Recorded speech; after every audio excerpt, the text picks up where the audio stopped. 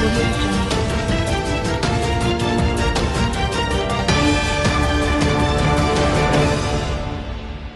Karni, apalagi disebut sebagai pemenang kan, dia cukup bahagia karena ya kalau kami sih di PSI dan saya sendiri memang sudah meyakini kemenangan Prabowo ya sejak awal, sejak quick count. Sebelum quick count. Oh enggak, sesudah quick count lah, sesudah hari H. Ya. Oke. Karena angkanya memang terlalu jauh sehingga memang seringkali dikatakan bahwa kalaupun misalnya ditemukan adanya kecurangan dan saya sebagai seorang newbie di dalam dunia politik praktis nih memang melihat bahwa pemilu kita itu sebetulnya diwarnai oleh banyak sekali kejanggalan, kecurangan, kelicikan.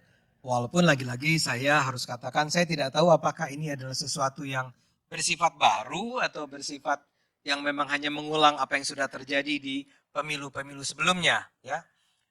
Tapi tetap kalaupun ada kecurangan dan kecurangan itu bersifat dilakukan secara bersama-sama, artinya yang saya duga melakukannya adalah melibatkan banyak partai, melibatkan banyak capres atau kubu capres tertentu, sehingga kita nggak bisa langsung menunjuk hidung bahwa yang melakukan kecurangan adalah misalnya hanya kubu 01 atau kubu 02 atau kubu 03.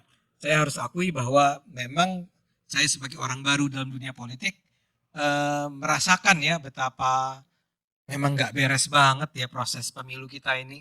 Ada begitu banyak keanehan, kejanggalan, kecurangan dan seterusnya.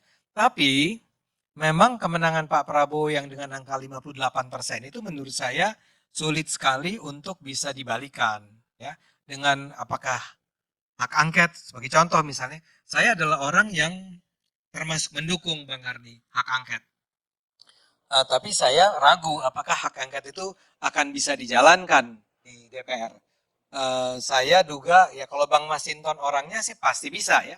Tapi kan masalahnya bukan cuma Bang Masinton yang harus memperjuangkan hak angket di DPR. Bahkan di PDIP sendiri saya melihat ada ketidakkompakan dalam hal apakah perlu untuk mengajukan hak angket atau tidak. Nah, jadi kalaupun misalnya tadi dikatakan ada dua partai yang menyatakan siap untuk mengajukan hak angket dan itu memang cukup. Dua kubu, bukan dua partai. Oh, dua kubu, bukan dua partai ya? Bukan dua partai. Oke, maaf. Dua kubu yang memang syaratnya kan cuma 25 orang ya Bang ya? 25 dua partai. 25 dua partai. Kalau ini dua kubu mungkin lebih dari dua partai. Yes. Ya, oke. Banyak. Banyak. Tapi kan kemudian harus juga disetujui oleh teman-teman yang lain kan. Nah, apakah orang akan bersedia untuk menyalurkan energi mereka, tenaga mereka untuk melakukan hak angket, sementara hak angket itu sendiri jauh dari sederhana. Yang ingin saya katakan dengan jauh dari sederhana ini adalah begini. Orang sering menganggap yang sedang dipersoalkan hanya hasil pilpresnya kan. Ya. Kecurangan biasanya dikaitkan dengan pemilihan presiden.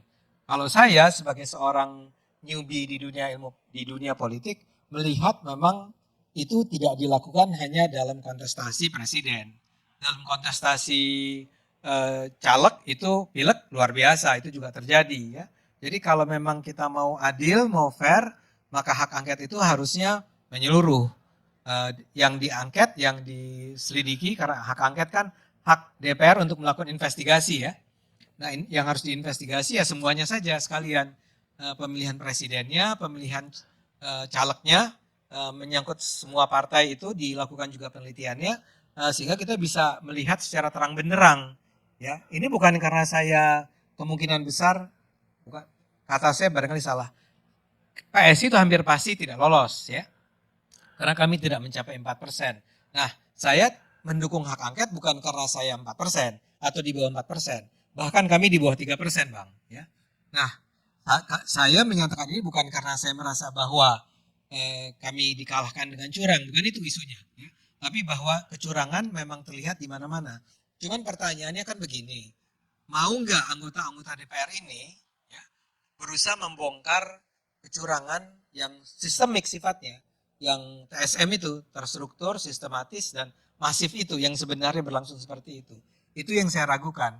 Sehingga saya meragukan apakah memang akan ada hak angket. Nah, kalau begitu pertanyaannya maka saya sih termasuk yang sangat percaya bahwa apa yang diumumkan malam ini oleh KPU adalah sebuah hasil yang akan bertahan secara permanen, bahwa memang Prabowo yang menang dan dua kubu lainnya Pak Anies dan Pak Ganjar itu kalah. Untuk sementara saya mulai dengan itu dulu Bang.